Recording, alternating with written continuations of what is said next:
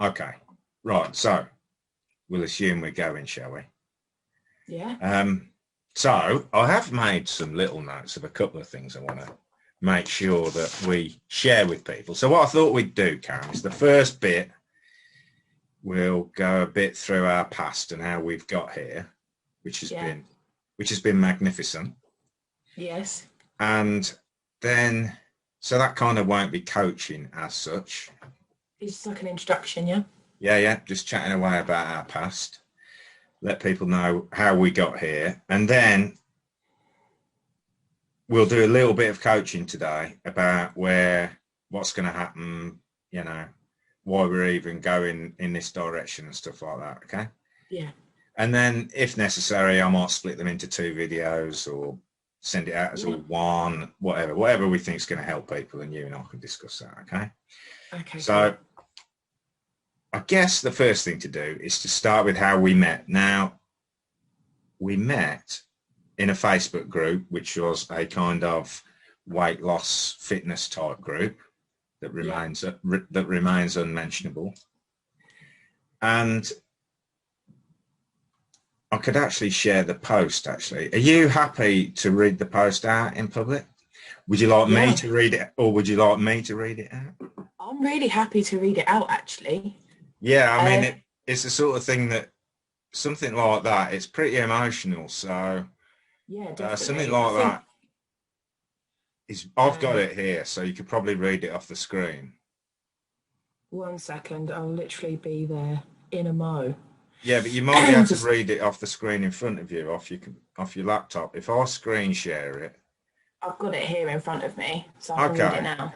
okay. Well, I'm gonna screen share it anyway because anyone who's watching might want Want to to see see it. it? Yeah, so it's Yeah. kind of there. But if it's easier for you to read it off your phone or whatever, then it's up to you. And I've blanked out the unmentionable sort of thing. In fact, I Okay, can. cool. I'll tell you what, I'll read it off of here because it's nice for people to see my face Yeah, rather okay. than looking down. Yeah, however you want to do I'm it. Can just you see waiting. that? Okay. Um, Move us out of the way. Oh yeah. Can you do that? I think you should have a little line where you can like Yeah, minimize it I've or just something. minimised us, yeah. Okay, so you read it and hold your shit together. Okay, cool. So it was on the 10th of June 2019 that I posted this. It said, okay, here it goes. I've never posted in the group. I'm the silent stalker that offers communication with a reaction on a post. I've decided to step out of my comfort zone because it's doing me no favours currently. I'm not sure whether this post will actually get any communication on it from what other people have mentioned lately with other people leaving the group. So I've been on for just over a year and I'm almost back at my heaviest weight that I've ever been, just shy of 9 pounds. My whole reason for joining was to lose weight, which I did for a bit. I have been yo-yoing for the past year, signing up to challenges and then falling off the wagon after the 3 weeks of my period hit. I've recently finished a 12-week course of counselling with the charity Mind for my anxiety and depression, and I'm finally on a lower doses of sertraline. I've decided to just be really fucking honest because what's the point in hiding things if I can't, what's the point in hiding things if I need help? I'm in a much better place mentally, and one of my goals is to do things that make me feel uncomfortable slightly, like this, or just say yes to things I wouldn't normally say yes to. During these 12 weeks, I've battled a lot with my mental demons. So physically, I've been a lazy slob, no gym, and worst of all, I've been pretending to count my calories. I have been secret eating at work, biscuits, yum-yums, cookies, donuts, and crisps. I fucking love crisps. Basically, I went to a 50th wedding anniversary on Friday, just gone. I was up on the dance floor after a few G&Ts, standard, doing my best stupid dancing and making myself and my family laugh. I always play the fat joker. Laugh at yourself with other people so they don't know you hate yourself, right?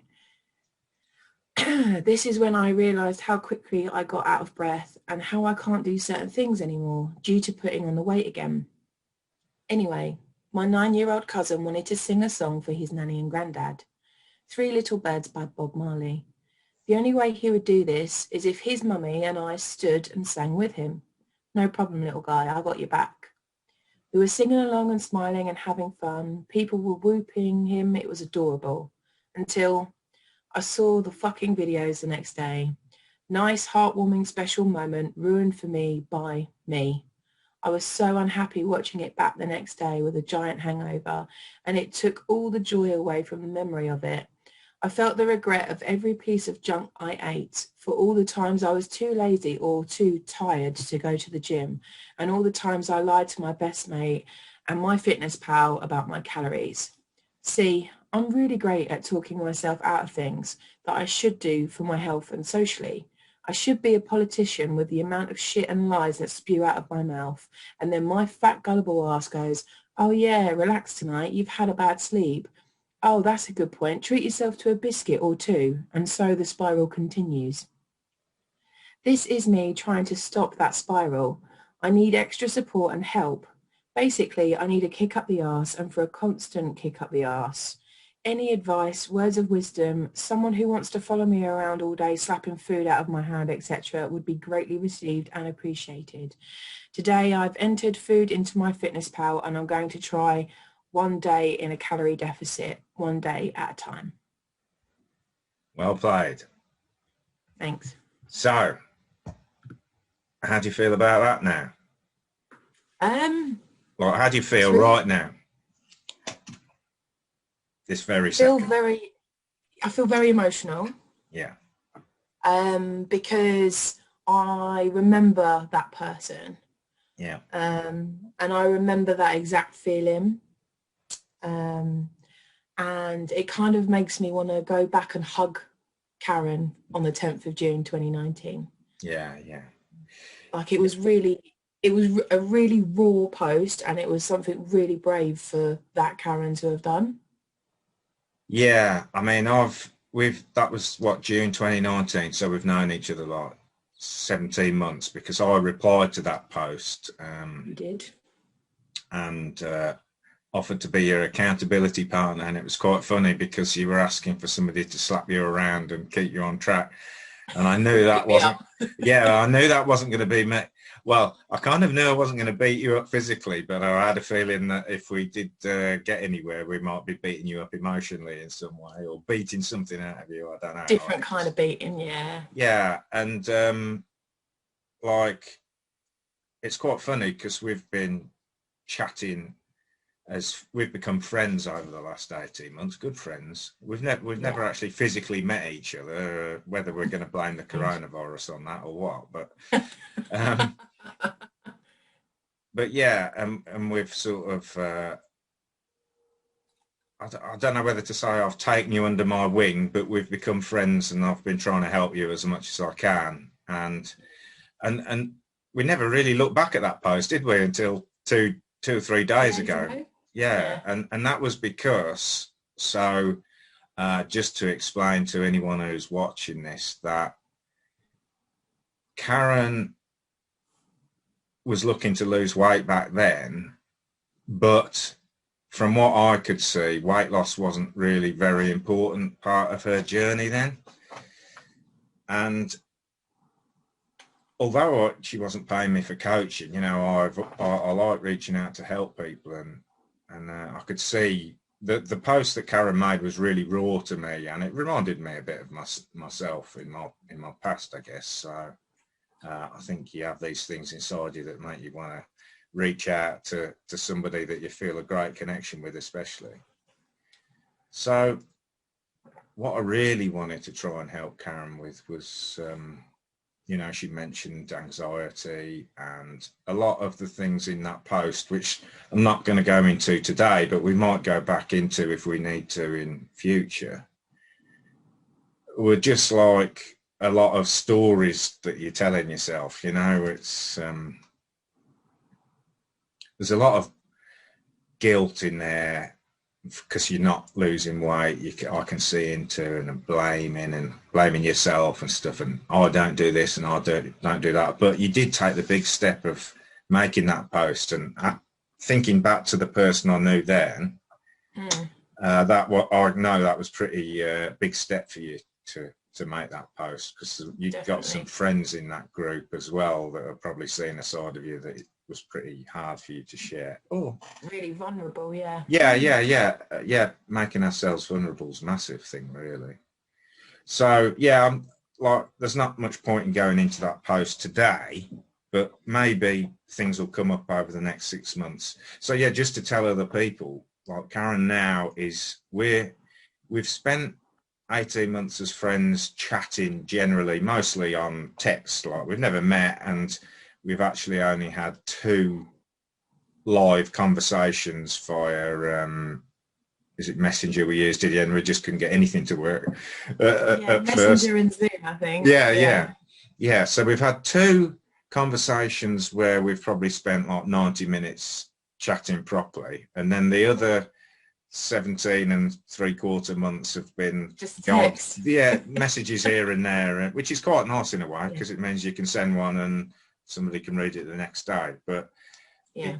that it's quite hard to help somebody make changes in their life via text message. It's possible, I think, but connecting with someone and being able to see how they're reacting to what we're talking about is quite big, because as I say, I don't think we're really talking about just, well, I know that we're not talking about, if you tell someone to do X diet and X exercise, then, oh, yeah, weight loss is easy. That's just total crap. Well, anybody who's ever struggled with weight loss knows that, and probably anybody who lives in a family or has a friend who's struggled with weight loss knows that. Just doesn't work like that.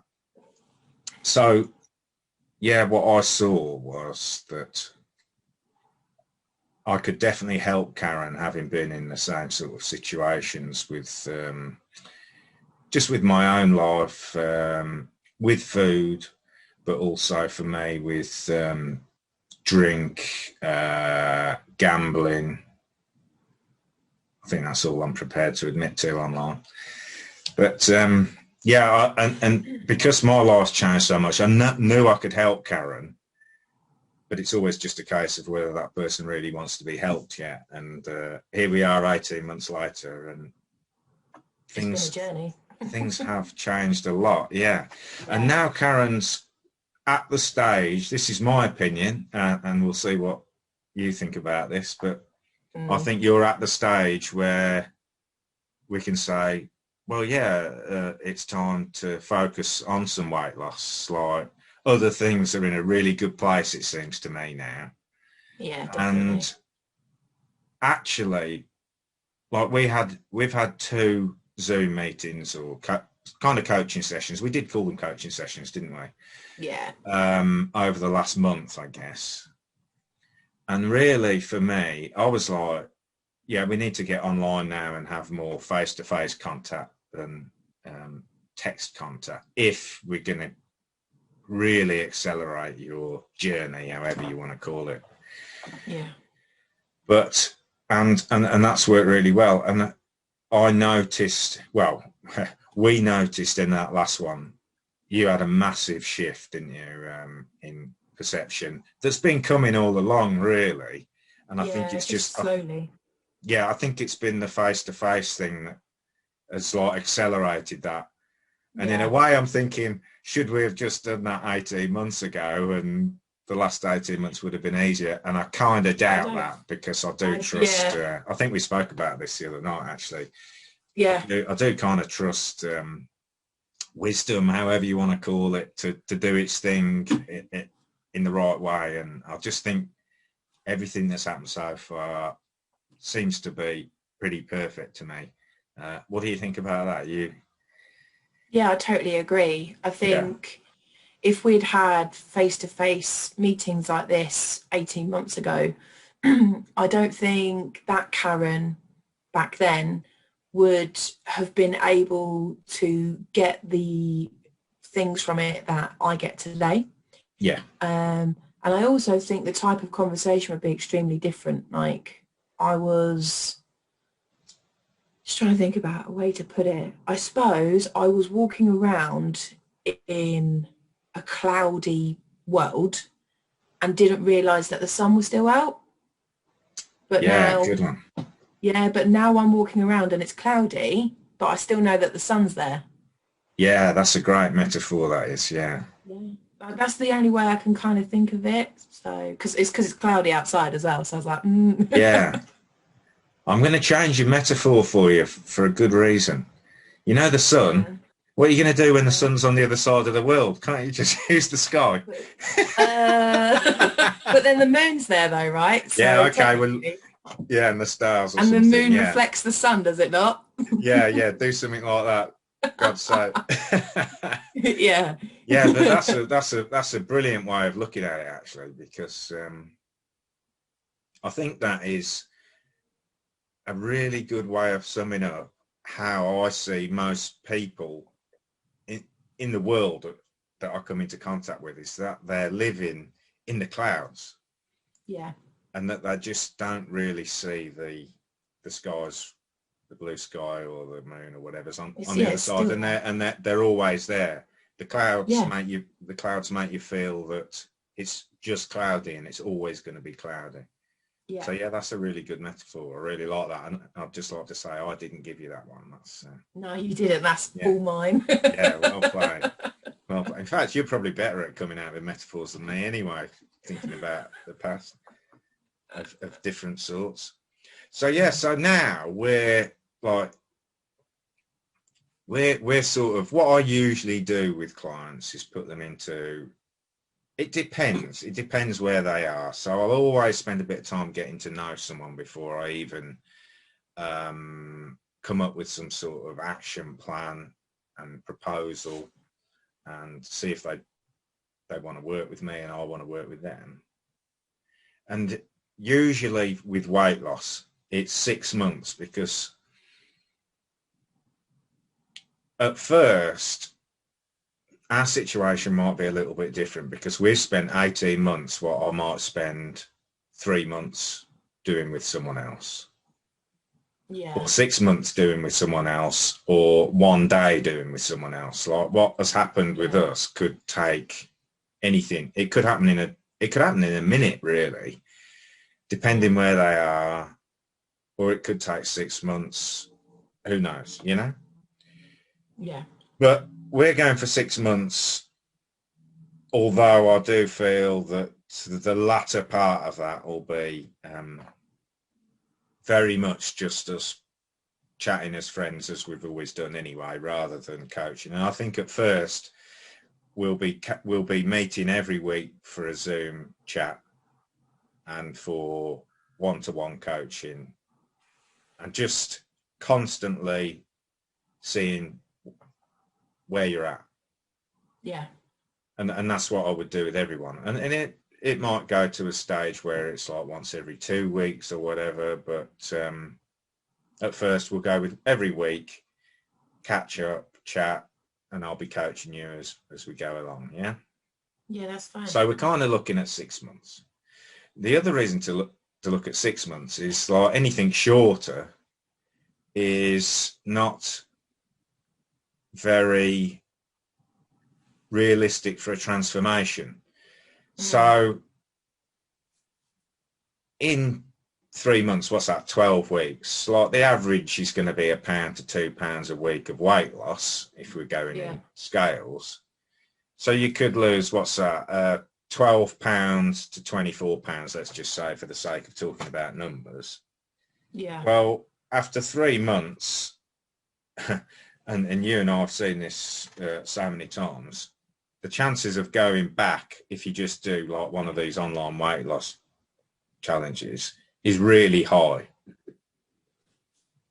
The chance of going back to where you were in the first place is really high, because the way most of these challenges are set up, they're just to shred a lot. They're almost like losing weight for a boxer for a competition. They're like, you lose the weight, but then they've had the fight and they all put the weight back on afterwards, because nothing's really changed about their way of life. So 3 months I always think is too short, but it's a bit different for you because we've already made a lot of progress, and I think a lot of things have changed for you.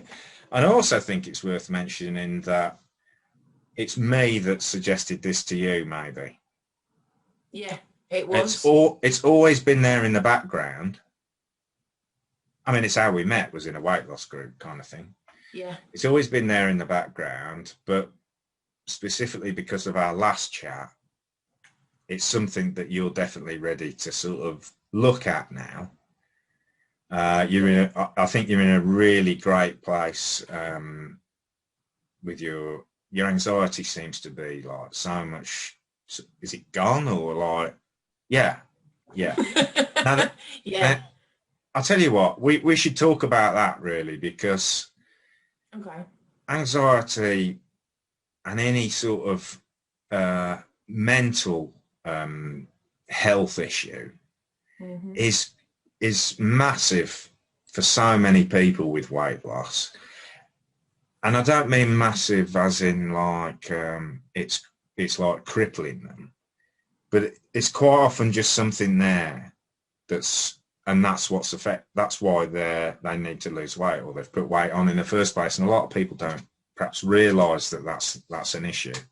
They just think they do a little bit like you were doing in the first place and blame themselves and say I'm lazy and stuff like that. And to me that's total crap. Like it's just never that. There's always some sort of misunderstanding going on, confusion, stress, whatever about something. And humans are designed, well, it's even beyond human. We're just a living organism that doesn't carry fat around unnecessarily. So if we are, there's a misunderstanding going on. And it's not like, I always refer to, because I gave up smoking and drinking, and the day I gave them up because of how I did it, it's never bothered me again since. And even with weight, although I do weigh myself every day, that's just part of something I do in the bathroom after I've cleaned my teeth. It's all gone. I'm not worried about it. I can sit in the pub with my mates and drink squash or alcohol-free beer, and I'm not like on the way there going, oh God, what, I'm going to be surrounded by alcohol. I won't be able to have a good time. In fact, I gave up drink 7 months ago yesterday, and I've been to the pub a few times when we were allowed to, and I've actually had a fantastic time not drinking. And it's really funny, and you get to see what other people are like when they drink, which, being a big drinker in the past, never happened. And with your changes that you've gone through, I kind of see now that it should be a lot easier for you. And what's going to happen is, so this is another thing about this kind of, I don't know what we're calling this, but we're documenting your progress. So maybe it's a documentary, and maybe it'll be on Netflix one day. But, how's that for frightening? Yeah, I'm not scared. Yeah, amazing.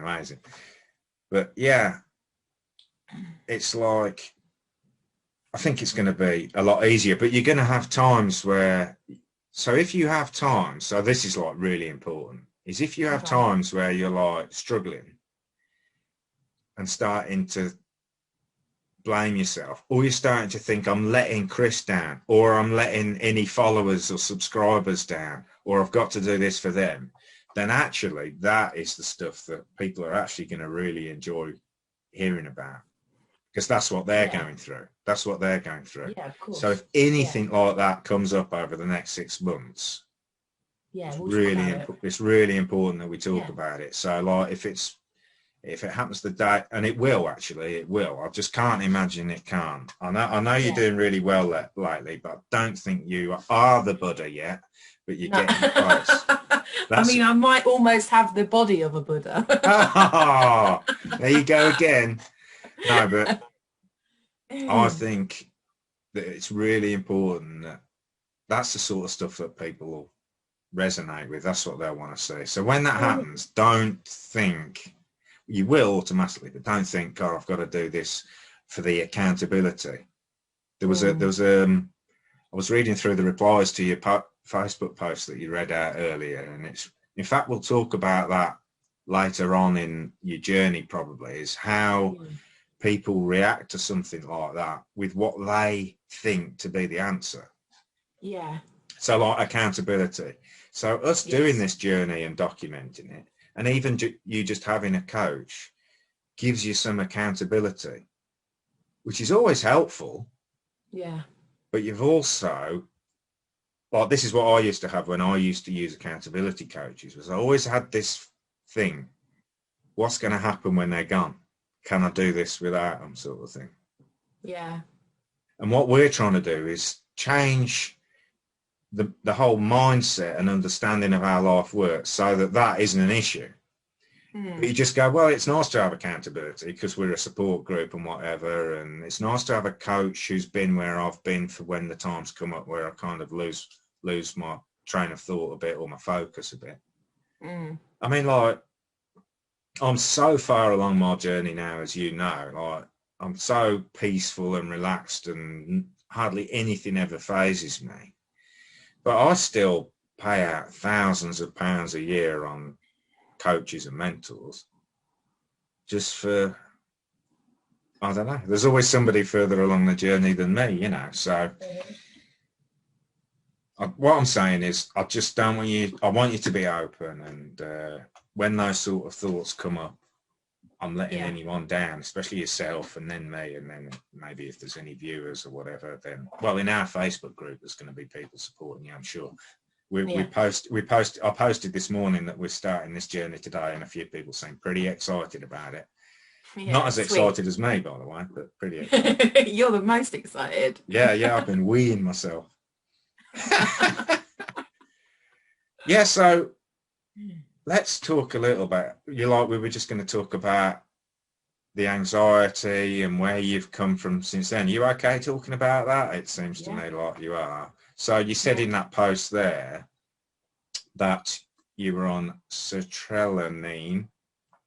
I call it sertraline. Yeah, I'm terrible at pronouncing words that have got the same letters twice. As far as I know, it's sertraline. Yeah. If I'm wrong, anyone feel free to correct me, but who cares, right? Yeah, exactly. So like, when we first met, anxiety was like, that got brought up in pretty well every conversation. Is that fair to say? You know, definitely. And that was a good thing, because then we sort of knew what we were looking into or dealing with or whatever, you know, and it was good to talk about it. So what's your journey been with that? So before, you said that you went to Mind, or you did a 12-week course with Mind. That was good, yeah? Yeah, so, I mean, I first went on sertraline about 4 years ago. It was after a big breakup finished. I had lots of underlying mental issues, like mental health issues anyway, but the breakup ending kind of made it all really raw and brought it all to the surface. So I went to the doctors and they were like, we're going to put you on sertraline, and we're also going to advise you that you get sort of counselling. Yeah. Pushed off the counselling bit because I thought I don't want to talk to anybody. Took the medication, and they then raised it from 50 milligrams to 100, then to 150. So it was pretty high. If I'm being perfectly honest, which is what I really want to do throughout this whole thing, is that I don't actually remember a lot about life when I was on 150. Yeah. It kind of numbed everything, and when I look back at it now and think about it, I can't really remember anything. And then, so yeah, I was carrying on being numbed, I suppose is the best way to put it. And then again, being brutally honest, me and my best friend Hannah came across somebody close to us who'd committed suicide. Yeah. And we found them, which was pretty horrific. And that was actually the thing that made me go and seek help, to talk to somebody. So that's why I ended up in Mind originally. But then after my first session in Mind, it was very apparent that although that had brought me there, that wasn't what we needed to work on. So yeah, I did a 12-week course there, which was really, really beneficial. I've got no bad words to say about Mind. I think they're a great charity. Yeah. extremely beneficial, and we talked through lots of stuff back to childhood and dealing with all of that stuff. And then after those 12-week course, obviously that's when I wrote that post. And then steadily since then, I haven't had to seek out any other kind of counselling, which I'm really proud of, and I feel really good about, because they gave me a certain set of tools to use, which helped me so far. But I'd have to say that probably you helped me a lot as well, whether you realised it or not. And I think you helped me utilise those tools and probably gave me a few more along the way as well. And then, yeah, so slowly started coming off the sertraline little by little. So I went down to 100 milligrams and I went down to 50 milligrams. And then it was my review date in March this year. And obviously that's when the world decided to try and end. And I spoke to the doctor on the phone because I couldn't go down to the surgery. And I remember the doctor saying, well, you know, no one wants to come off an antidepressant in the middle of a pandemic, so we'll extend it for another 6 months. So I was fine with this because I was really nervous about coming off of the medication. I suppose you could even say I was anxious about it. Yeah. So I still had the anxiety. And then in May, I decided to go for a walk with my friend's sister, and I fell over and really hurt my back. I've got what they call hypermobile spine and hips, so everything moves too much and I don't have enough muscle in the right places to support it. So anyway, I had a disc bulge and it pushed on my sciatic nerve, and basically I was laid on the floor for 5 months in the living room, and I couldn't really do much, and it was really painful to get up and go for walks, or I was just in constant pain on loads of pain meds that really didn't do anything. And then I started seeing my osteopath and an acupuncturist, and they really helped me loads. And I started doing Pilates, which helped even more. And then after all those 5 months, I kind of spoke to the doctors again, and they said, oh, you know, it's your review date. You were supposed to end in March. Do you want us to extend it, or do you want to finish now? And I just thought, I'm going to just take the jump, because if I don't try, I'll never know. And so, yeah, I came off sertraline. I was weaned off them slowly with the doctors. And but I actually kept forgetting to take the tablets.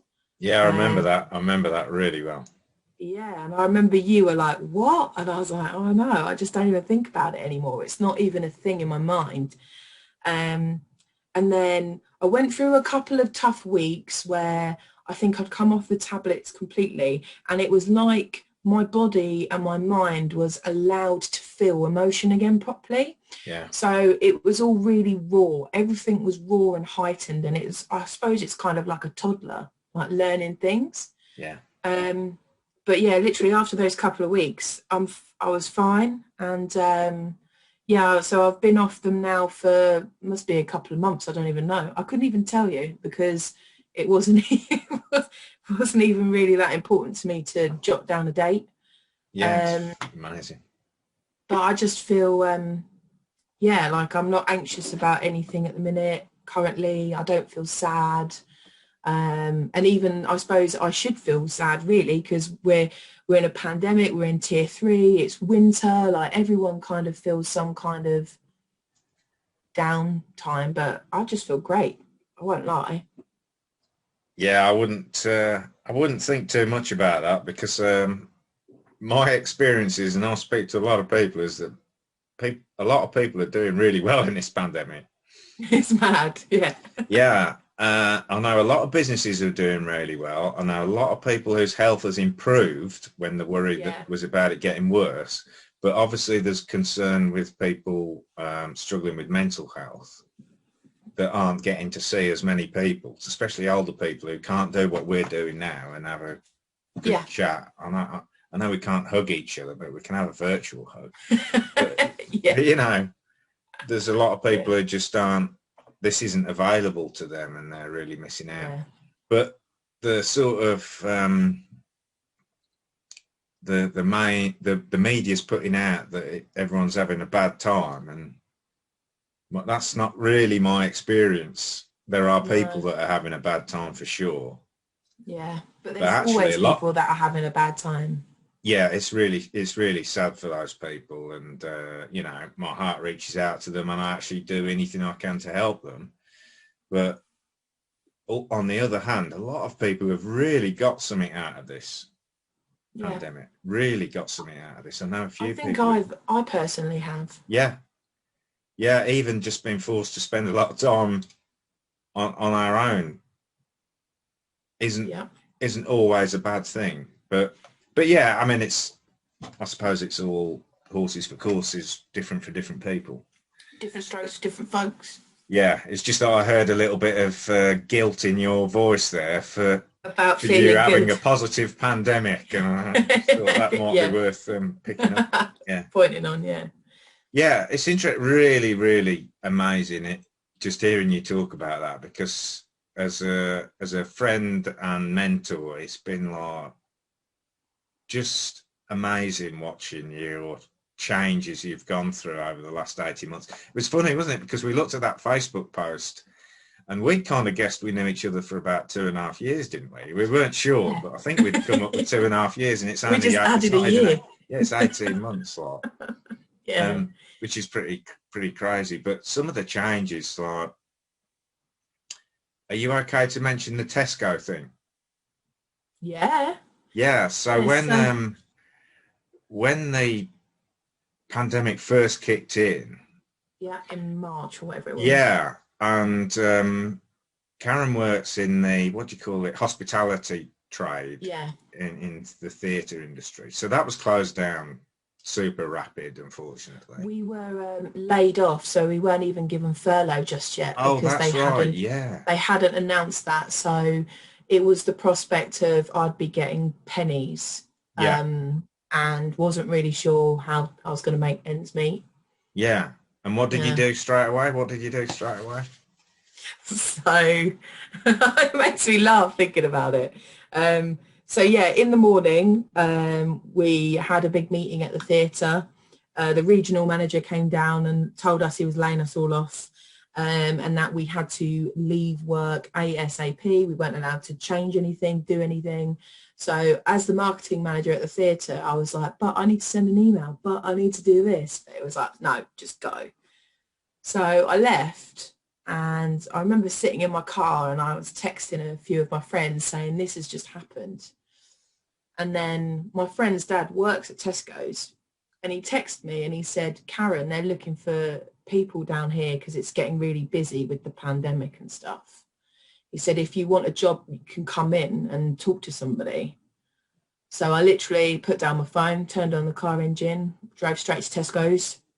Was at Tesco's in my theatre clothes with literally gone straight there, and they took us upstairs and made us fill out a few forms, and we had a few chats, and they sort of said, you know, what do you want to do? I said, oh, I'll be happy working on the tills, chatting to people, and picked what shifts you wanted, and they were like, cool, we'll see you on Thursday because that's when your shift starts. And I was like, okay, fine, and left Tesco's. So within a matter of about 4 hours, I'd been laid off and then gone and got another job straight away. Yeah, that was awesome. I was like, what? Yeah, because I didn't even have time to message you and say, this is what's happening. I just went and did it. And then I was like, yeah, so I was laid off this morning. Can you check? I remember saying, can you check this letter for me to make sure the company aren't trying to pull a fast one? And I was like, can you check this letter for me? I've just been laid off. Oh, and then I got a job at Tesco's. Yeah, I mean, that was like, so if that was March, we'd known each other about 9 months then, say. Like, Wow, yeah. that wasn't the sort of fast taking action and kind of fuck it, I'm going for it person that I met. I didn't think, that was my perception of it anyway. Maybe I'm wrong, but I was just like, bloody hell, fair play to you, mate. Yeah, if that was Karen from June 2019, she wouldn't have done that. No, that's it. Yeah. I can hand on my heart say she wouldn't have done that. and I have to talk about her like she's a different person Yeah, because she yeah, is. So I know that might sound weird to some people, but I'm really so far removed from who that person was yeah. that I have to associate her with 2019. Yeah, and even the beginning of 2019 probably, like, Oh God, yeah. because I mean, that was it. there were changes happening quite early on, I guess. But that was one of the first ones where I was like, oh, we're really like getting somewhere. If there Yeah, is if there, even if there is a somewhere, some like, way to get. Yeah, but it was like one of the first sort of external signs that um, some of the confusion and stress and anxiety, however you want to label that, was starting to really fall away. yeah, And it's quite definitely. funny just listening to you like recite your story where you're talking about mind and then coming off your medication. It's quite interesting because there was a couple of things you said and I was like, oh yeah, I forgot about that. I've forgotten that you were actually, when you first came off them, it's because you forgot to take them. Yeah. Now, what was the chances of you forgetting to take them like 3 months before that? Was it zilch? So what was it like I think you told me, but I think it was every night you take them with your meal or something like that. Yeah, that's So it's, correct. Yeah. So every night we'd sit at the table and have dinner, mm, and I would have the tablets near the dining room table. And as soon as we'd lay the table with plates, well, cutlery and drinks and condiments, mm, I'd pick up my tablets off the shelf and pop them on the table next to my drink. yeah, So it was an instant, you won't forget, you won't forget, you'll take them, you'll take them. And it kind of would be like, as I'd be eating my meal, I'd be like, oh, shall I stop and take it now? mm, There was like a real eagerness to take it. But I'd always wait till after my meal. And then after my meal, I'd take the meds. But it kind of got to a point where I'd lay the table for dinner, but I just wouldn't pick up the tablets off the shelf and put them by my drink. yeah. That's like really weird to me. Like that's something Yeah. I'd really like to It's look really into. strange to me too because I'd gotten into such a habit with it. Yeah, there's two things. It was a habit and kind of the reliance on them. Yeah. The, it means the reliance had gone. Hmm. But how did the Um, habit go? Like I'm like, I hmm, don't know. I'm in the realm of God works in mysterious ways. And it's like, oh, she needs Yeah. to come off those things, or she can come off those things. Yeah. I Or know. it's I'll make her forget today. forget it. Yeah. I mean, like the girl I live with, Hannah. She would say to me, "Oh, Karen, have you taken your tablet?" And I'd be like, "Oh, crap, no, I haven't." Mm, mm. And then I'd go to get my tablet and take it. This is And since you'd then forgotten. yeah, that was when I Yeah, was forgetting to do it. Yeah. So she would kind of be like a second wave of a reminder, but she wouldn't always remember because she's got her own stuff going on. yeah, yeah, Um, so yeah, it just kind of got to a point where I just forgot to take it. yeah. I And remember that really well. Like, I was just like, bearing in mind, I mean, did I forget to take it? This is me spitballing. yeah, Did I forget to take it because I was already taking 3 different types of pain medication for my back? So in my head, the pain of my back overrode do you see what I'm saying? yeah, I But, do. Yeah, I do. It's yeah. like But with either way, it wasn't a priority for me anymore. yeah, yeah. That's exactly it. And this is quite interesting because this would get into coaching and kind of we're not into the coaching bit. We're still giving a bit of history really, which is really nice for me as well to just go back because you've already mentioned a couple of things I've forgotten and I've thought of a couple of things that might be worth mentioning. But Oh, interesting. All right. yeah, well, actually, I might have already said them, but when you got the job at Tesco's was one of them. Tesco, yeah. There's been a few things that have really blown me away where because our friendship's been like text and or WhatsApp or whatever, and we could go 3 or 4 days without hearing from each other. Yeah. It's kind of distant. So for me, it's like like with my kids, I watch them grow up, and you don't really see much difference. Because But it's every day. when they see different relatives, they're like, blooming hell, haven't they grown and stuff like that. Yeah. So that's what Yeah. it's a bit like with us. it's like every now and then you do something and I'm like, bloody hell, where the fuck did that come from? Like, you know, because I'm not seeing the day to day, which hopefully we're going to see more of over the next 6 months, hopefully for me. But yeah, what was going to say then? Oh yeah, about this, when you stop taking the tablets. I mean, to me, that's just maybe consciousness working through us or something like that. There's just something going on that's it's beyond our thinking mind, that is. And whether it is your back hurts so much that it put you off taking those, or whatever it is, forget it. Whether it's just forgetting, it's just like something in there is saying, I don't need these anymore. That's the way I see it. Yeah, I mean, to be fair, thinking about it, I don't actually think it was my back was in so much pain I forgot to take them, because I was worried about slipping into a depression of some kind, because I obviously someone I live with works at Tesco's, and then Hannah works in a bakery, so they were both at work constantly, and it was just me at home alone all the time. And I was really worried that I was going to slip back into that mindset because I was alone and in pain, and basically bound to the living room floor. So I think to say that the pain was so much I forgot to take them, I think that's actually a bit of a lie. What it is the conscious mind is looking to explain it. Yeah, exactly. Yeah, but I think at one point I even kept saying to myself, I must take my tablet because I don't want to go back down that rabbit hole. Yeah. But of course I didn't take it. So, but I'm so yeah. And even that, when your conscious mind comes in and says, I better take my tablet because I don't want to go back there again. It's kind of like a story or whatever, isn't it? It's like you're projecting something, but it's an understandable story because it wasn't very nice beforehand, and the tablets definitely served a purpose.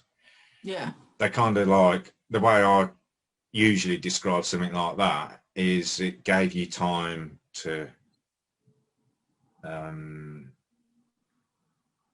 upgrade your understanding of how your brain's work, how your mind's working more naturally. It gave you a bit of breathing space. Yeah, I think so. And I may as well mention this now because this is really relevant, is that there'll be other people who won't have got to that stage, which I think is really big of you, where you go, I'm in trouble, I need to go and see Mind, or go and see the doctor and get some help, and making that post you made. So, but it's being vulnerable, isn't it? And that's what I did. I actually did that, and I think it was like 17 years ago. I went and to see a psychologist, or whatever they're called, psychiatrist or whatever, because I was always fighting in pubs, drunk, always getting into fights. And I remember getting into a fight one night, and it was with someone I knew, and I was with Helen, my now wife, who was a friend at the time, and I just looked at her. I was drunk.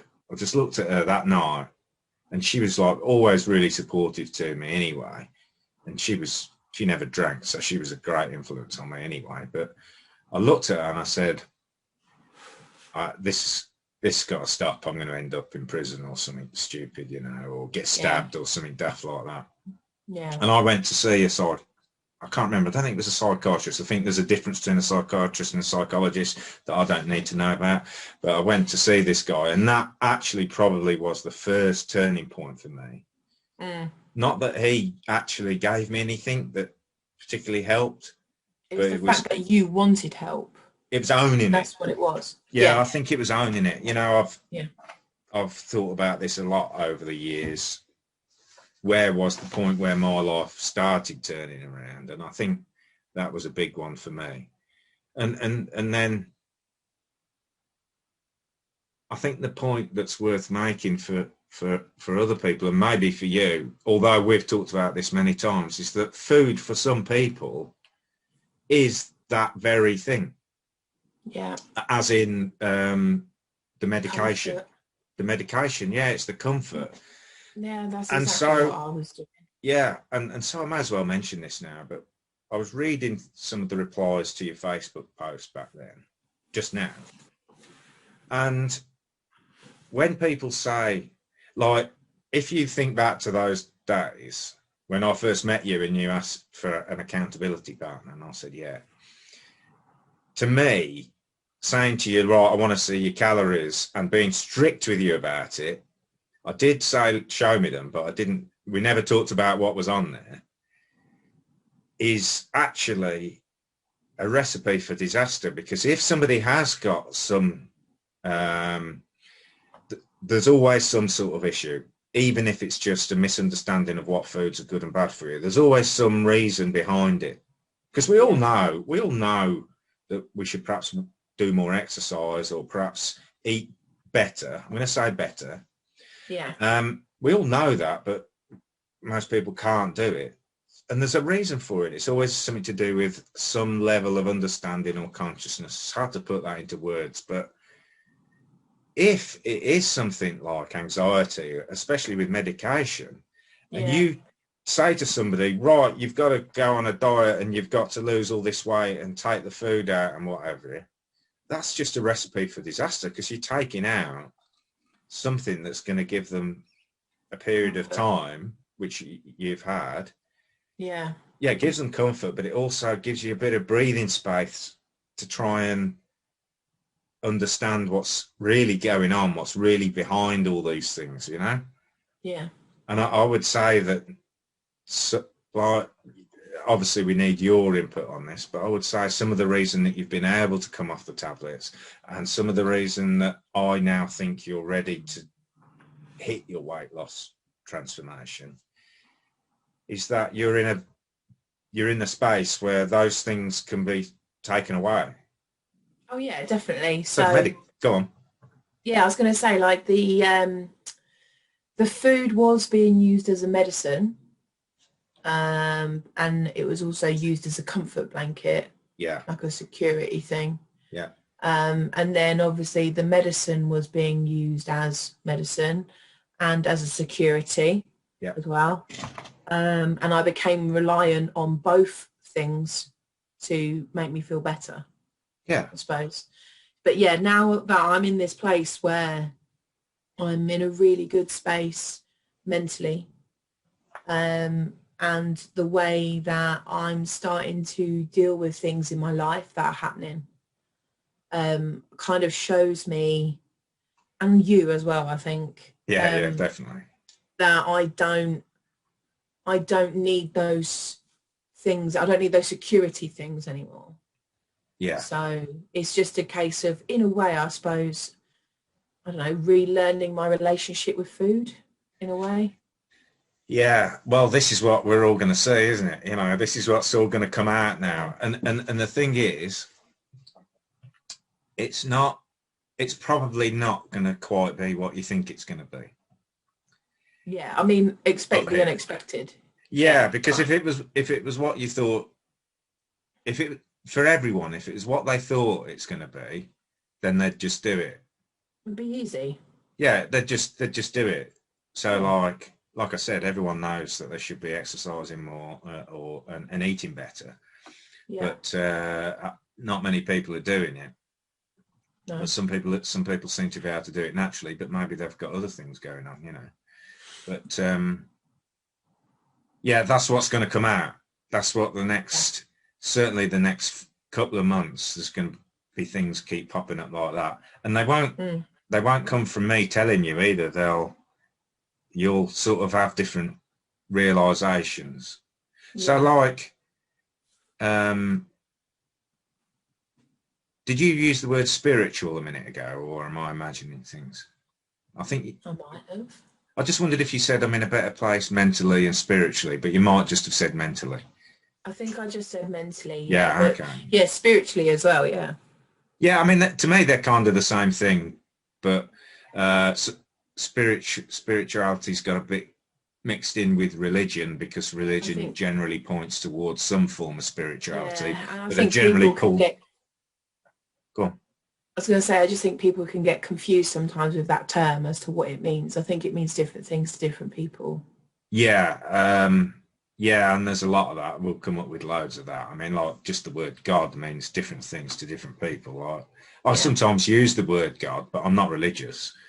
I just I do sort of, too. yeah, and I'm just sort of referring to, I don't know, nature or consciousness or the whole universe or something like that. I don't know. Yeah. And it depends who I'm talking to as well, what sort of words Yep. they like. So I'm just looking here what other things I wanted to make sure we put in this part. So we've read your post and how raw it was. Yeah, and it was just like that we both decided, I certainly did, notice that you're ready now. Yeah. And that's something that I would like to convey to anyone that might be watching this, is that the first part of transformation is making the changes within, so that it all feels a bit different. Yeah. You know, and I think a lot of it is understanding that, like, what I've spent the last 18 months doing is kind of convincing you that there's nothing wrong with you. Yeah. To a certain, yeah. Like, not in a way that you would know I've been doing that, but in a way that I know there's nothing wrong with you. There's just a bit of misunderstanding going on. Yeah. Confusion's probably a good word. Yeah, I think so, definitely. Yeah, there's just been a bit of confusion going on about how our experience is created, where our thoughts come from, what they mean, what our feelings mean, stuff like that. And we've sort of talked about that every now and then, but it's sometimes a case of letting that happen rather than reading the instruction manual. I'm always saying that to people. It's not about reading instruction manuals, because you've got the instruction manuals for how to live life. They're all out there, and how to lose weight or how to run a business, how to save money. You know, they're all out there, but hardly anyone's doing them. Yeah. Not hardly anyone, but a lot of people are struggling with them. And then people get into these belief structures that, oh, that's not for me. And, you know, I'm just never going to be rich, or, you know, I'll always be on medication for anxiety. You know, am I ever going to be able to get off this? There's just so many beliefs that are, you know, a lot of, what is it, the NLP industry is about changing beliefs. But that's kind of old hat now, really. You know, it's kind of affirmations and forcing ourselves to change beliefs. There's sort of a step above that, in my experience, and with the people that I spend a lot of my time with now, where we just realise that really it's about understanding, like, and if you change your understanding and your sort of level of consciousness or something, if it does come in levels, then the beliefs just change automatically. And I talk about it being, or one of my mentors is always calling it an insight model, where you just suddenly, no, not suddenly, but you just have a realization in your mind through an experience, and you just sort of see something differently. Yeah, I've had a lot of that. Yeah, I mean, I've seen you have a lot of insights. Some of them are, you know, we have small insights that just change our perception. Yeah. And that's what it's about. It's not about reading the instruction manual, because we've all done that a million times. It's kind of like learning to walk. If you wanted to teach a kid to walk, a baby to walk, you just can't really teach them that. No. You kind of like put them there holding onto the sofa and let them walk along holding the sofa, and then they fall over and they get back up and they fall over and they get back up. I mean, how many times do they fall over before they get a grip of it, and then they get to 18, start getting drunk and start falling over again? But it's just like, that is part of them, is to be able to walk. Yeah. It's just a case of getting the feeling for it, not of you standing there and going, come on then, put your left leg forward a bit. No, not that much, a bit less than that. Yeah. You know, you don't see it. Yeah. Same with when we learnt our own language.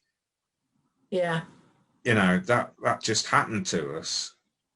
Whereas then you go to school, and when you're 11, they start teaching you Spanish or something. It's like, what the hell? You know. But if you did get dumped in Spain with no English speakers, you'd probably learn it pretty damn quick, quick.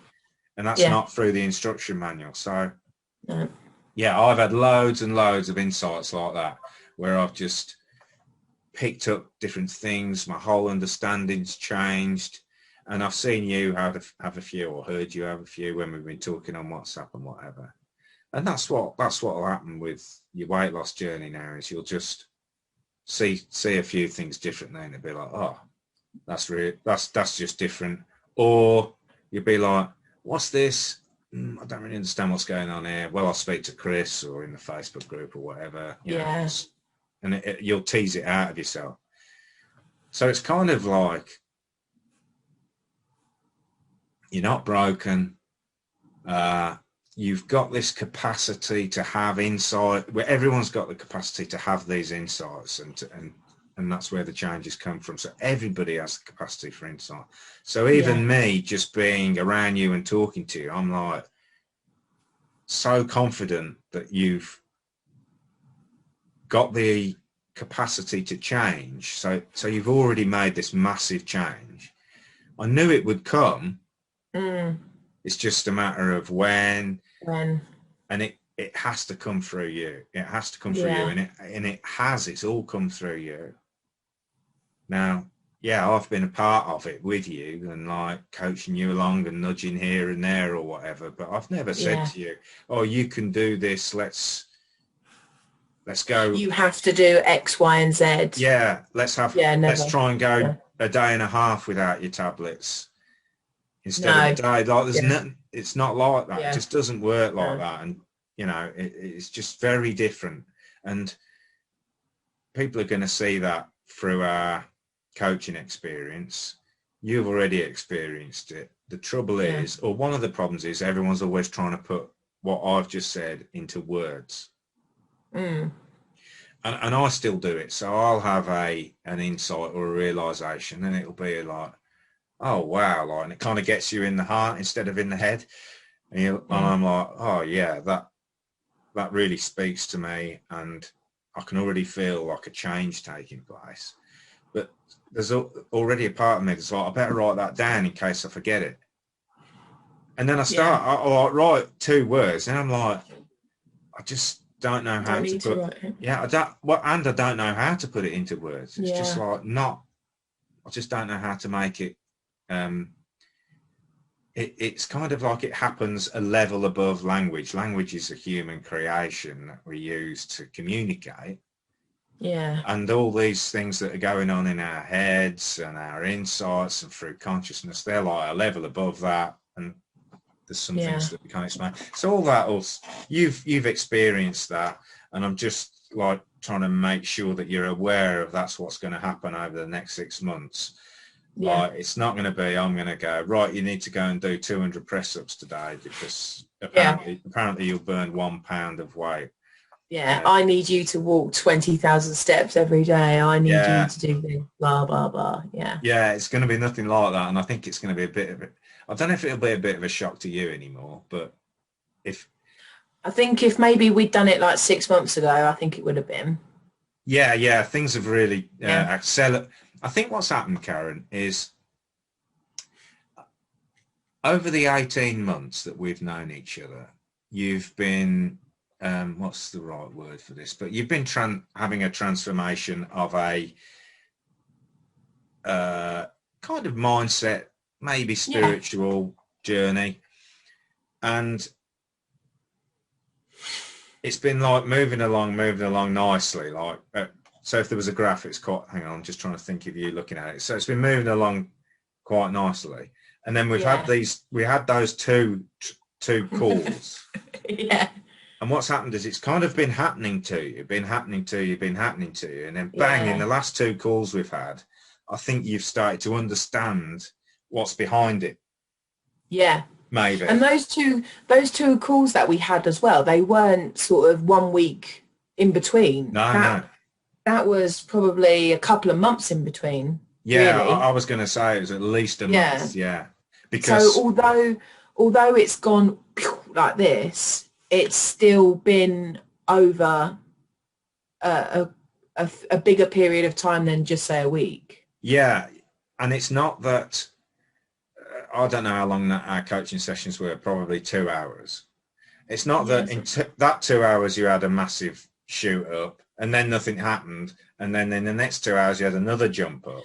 Yeah, no, it wasn't happening. It's happening to you in that. It's continuous, yeah. Yeah, and like you've had a couple of things happen to you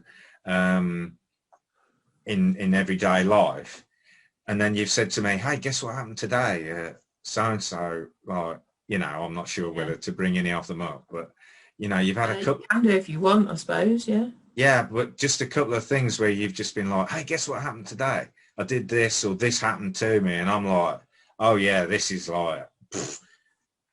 Yeah. This is you out in the real world now, and the real Karen's back, you know, because you were always there in the first place. It's just that shit's come on top of you. And a lot of people have actually been approaching me saying that I look different at the minute. Yeah. Well, when we had our second coaching session, I said to you, you just look so different. Yeah. And it's like I haven't lost weight, I've actually gained weight. It's not, you know, it's not actually a physical thing. It's a I don't know, maybe people can see that there's been like a weight lifted off my mind instead. Do you know what I'm saying? Oh yeah, I know what you're saying, mate. Yeah. So it's like a lot of people are like, "Oh, you look really good, you look really well," and I'm like, "Do I?" Thanks. Yeah, it's like you can't look. It's like a brightness.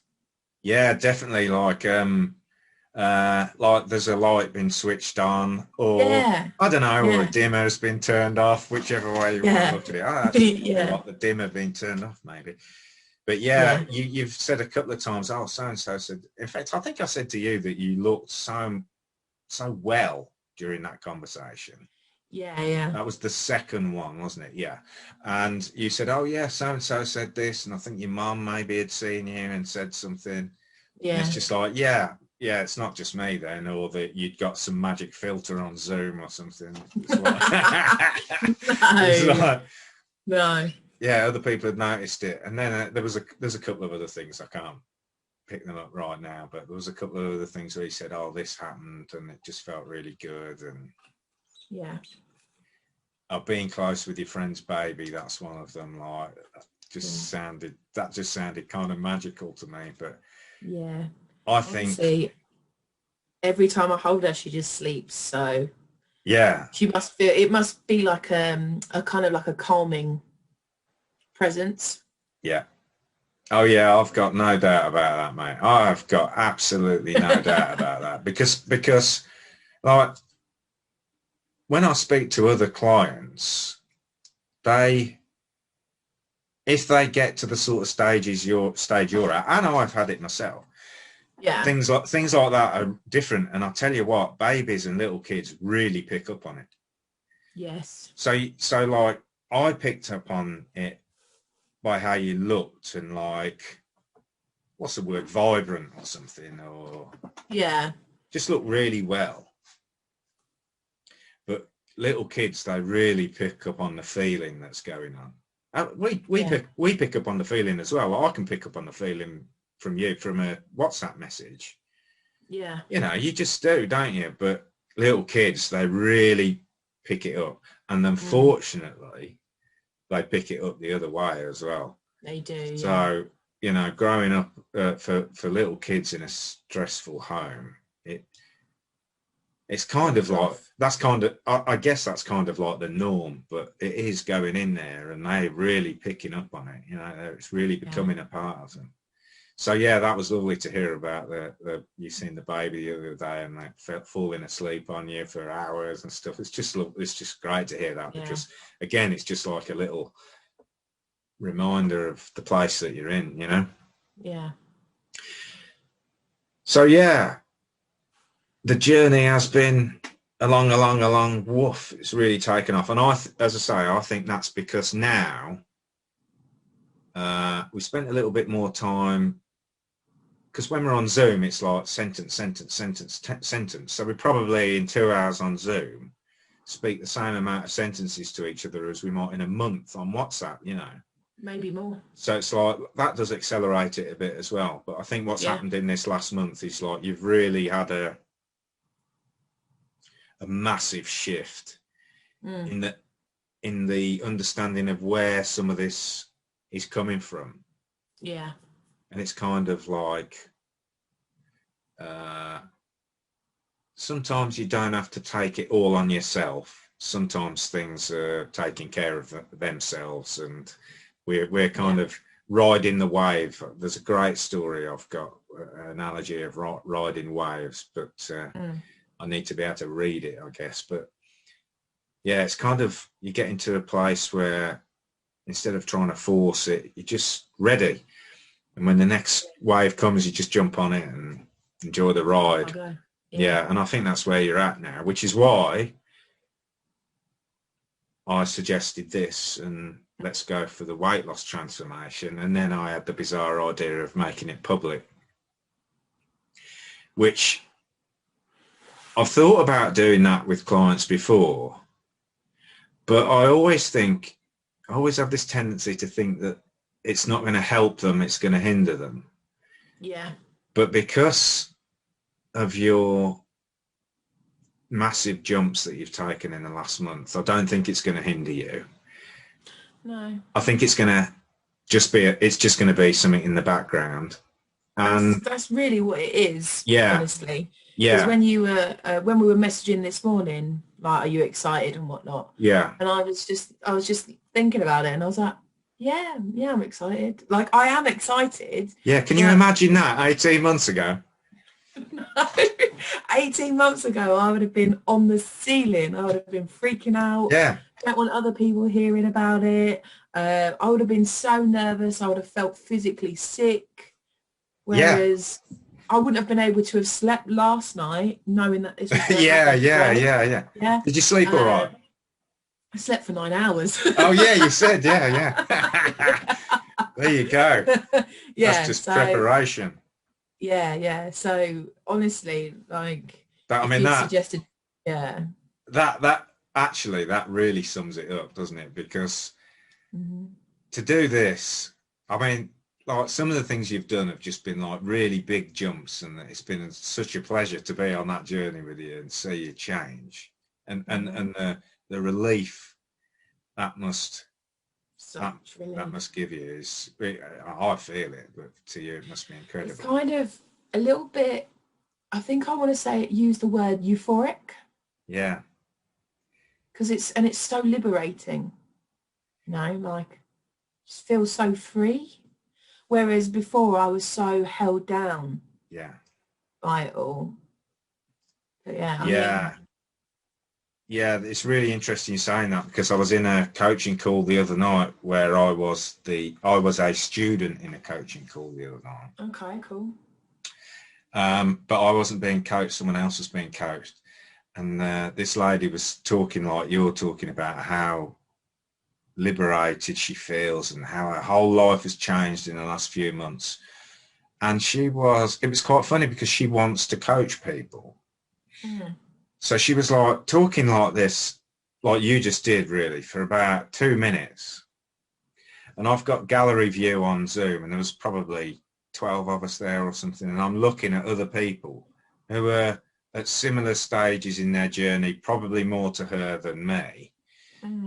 But they're trying to get to where I am, sort of thing, where nothing bothers them. Yeah. And she was talking to him, and then she said, What I want to know is how to teach other people it. And it was really funny because I just wanted to scream into the screen to her. All you've got to do is keep saying what you've just said. Yeah. You don't have to go, so what do I need to do now to teach this to someone else? You know, where's the instruction manual? You just have to do what you've just done and say how brilliant it is to feel like this and just be around those people, and it will come out.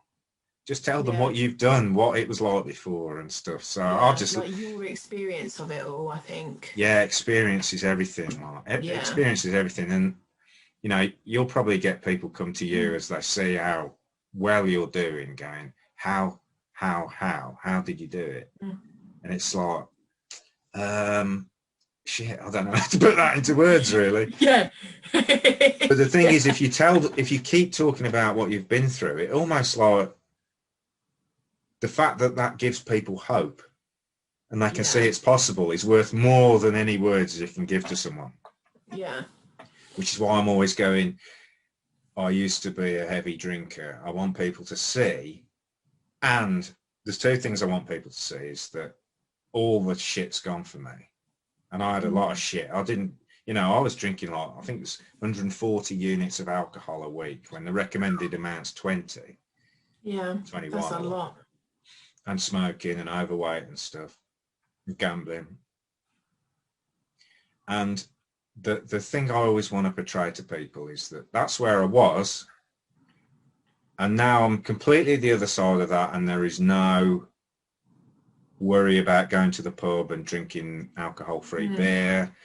The food doesn't control me. I totally control it. Smoking, like, I gave up smoking and drinking on a certain day, and that was it. Whereas I tried to give them both up for years, giving people that hope. Yeah. Seeing that it's possible. I hate it when I see, well, I don't hate it, but when I see people posting on Twitter, Facebook, Instagram, day 714 of being sober, it's a nightmare, but it's the kind of hell that we have to live through every day. That might be true for them, but I don't like people seeing that message because... Yeah, I suppose they're living by their own truth in that. But then because it's their truth doesn't mean that it's got to necessarily be your truth. Yeah, you know? It just doesn't have to be like that. No, and I suppose when people are seeing things like that, it's got so much negative energy attached to it. Yeah. And if you're going to go down that route, then you're going to be stuck in that mindset, aren't you? You're going to be stuck with all of that stuff. Yeah, exactly. So if somebody puts a post that says 714 days sober, but, you know, I'll go through this hell every day and it's worth it because blah, blah, blah. Somebody who's thinking about it's going to go, crikey, am I not even going to be better in 714 days? I'm still going to be in the shit. Yeah. It's like, then you'll think that they've got to sit there and they'll weigh that up and they'll go, okay, so what I'm doing right now is hell, but I can still survive. Yeah. But do I want that version of that hell? That's right. No, I'd rather have this one. Yeah. So using your hands is great because it's like, well, that sounds a bit better, but doesn't sound much better. I'd rather stick with what I've already got. Yeah, because it's comfortable. It's that whole thing, isn't it? The better the devil you know. Certainty. Like at least you've got certainty being drunk every day or whatever. Yeah. Exactly. It's true. It's true. Yeah. And that is another, you know, reason for why I think it's really good that we share this with people, is because of the hope that it gives to people that when they see what you've already done, that they can have that, how chilled you are now. And what did we call you earlier? Zen master or something like that? So you've called me so many things. I think you called me Mary Magdalene the other day. Oh, yeah. That was when you told me you'd been holding the baby. Yeah. Yeah. And, just like how chilled out now you are, like you're off your meds, and I don't know if confidence is the right word to use, but let's stick with, like, you've come away from that, like you said, you feel euphoric about it, it's liberating and stuff. It's just going to help so many people. Yeah.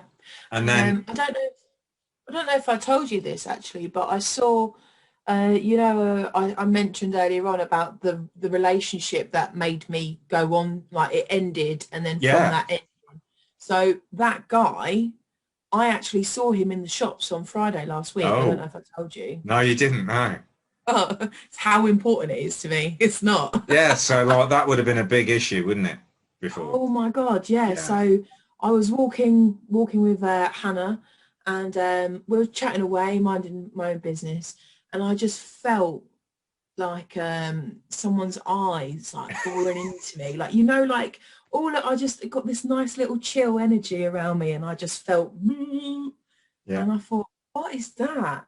And I looked over, and it was him, and he's pushing an empty trolley, and he was just looking at me like terrified, like a deer in headlights.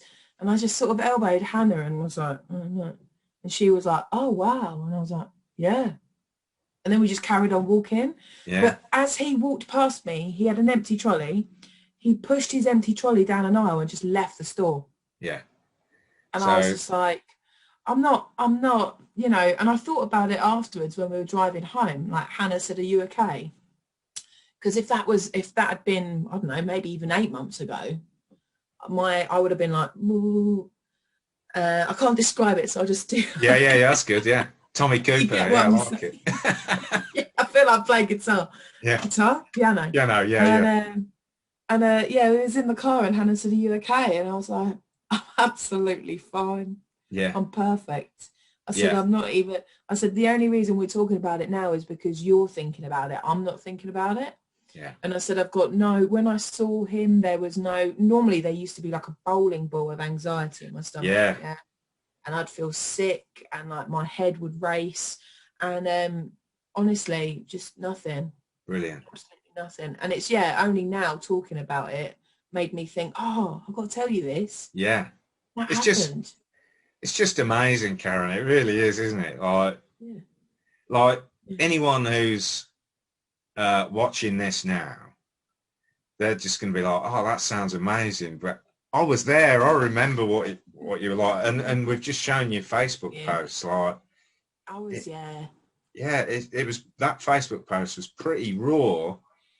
And to take it a step further, which has got nothing to do with knowing me, that was after you'd finished your 12-week mind course as well. And you were already on the medication then, weren't you? So I've been on the medication a long time. Yeah, so there's more to the journey than even what I know.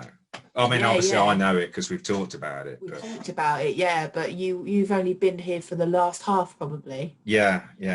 But if I hadn't gone to Mind, I wouldn't have done that post. Yeah, good point. Yeah, that's a good way of like saying what the progression already was then. Yeah. So it took me a lot to get to Mind. Yeah. And then, I mean, I had to go through an unfortunate thing by finding somebody who didn't want to live anymore. So that made me go to Mind. And then otherwise I might not have gone. Yeah. And then, obviously I went there, and then after going there, I felt more, I was in this kind of space where it was like I'd like opened everything up. And I thought, well, before I close it all up again and bury it, I'm going to try and send out some flares, some signals, like see if anyone will catch on or come over and sort of come on this journey with me. And that's what made me put that post in that group. I think I was just I was at that stage where I was like, do you know what? I do actually want to deal with this. I don't want to live my life like this. At the time, it was, I don't want to live my life overweight. But what it really is, the underlying thing was, I don't want to live my life in this sunless world. Yeah. So I think I shot off a few of those flares, and quite a lot of people bit. I was talking to you and several other people, and the several other people I was talking to, I don't really talk to that much right now. They'll send me a text every now and then, like, how are you okay, kind of thing. But it's not, which is really nice. It's a keeping in touch thing. But yeah, no, yeah, it's not like the relationship and the friendship we've built together. No, no, So, I but yeah, mean, you saw that signal. So yes, I when I read your post, I felt it, you know, it just felt, you know how sometimes you read somebody's post and you're like, oh, that just sounds really not nice place to be. When I read yours, I yeah, felt it. I was like, I knew I could help you.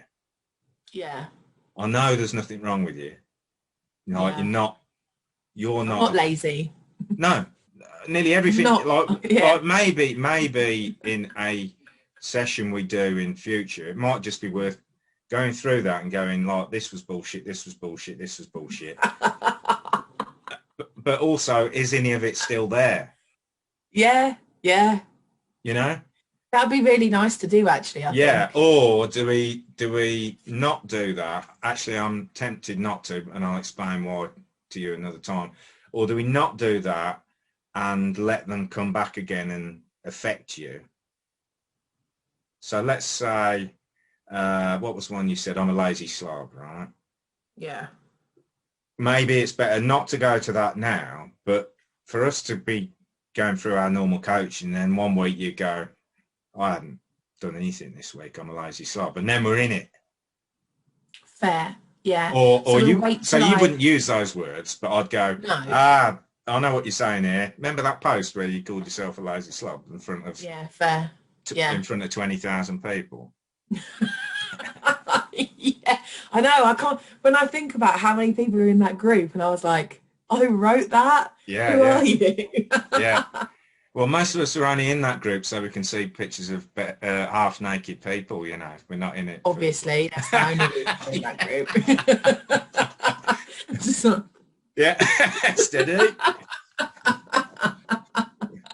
You watch, we get a lot of messages now. Could you give me a link to that group?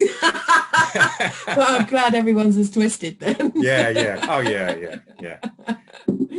Okay, right. Well, you just mentioning that, you just said that you didn't want to live in that sunless world anymore.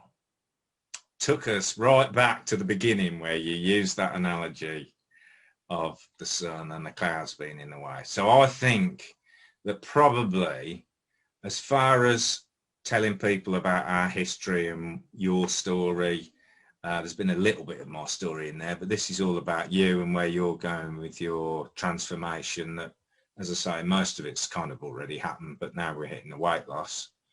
I think that's a good place for us to stop this part of the video.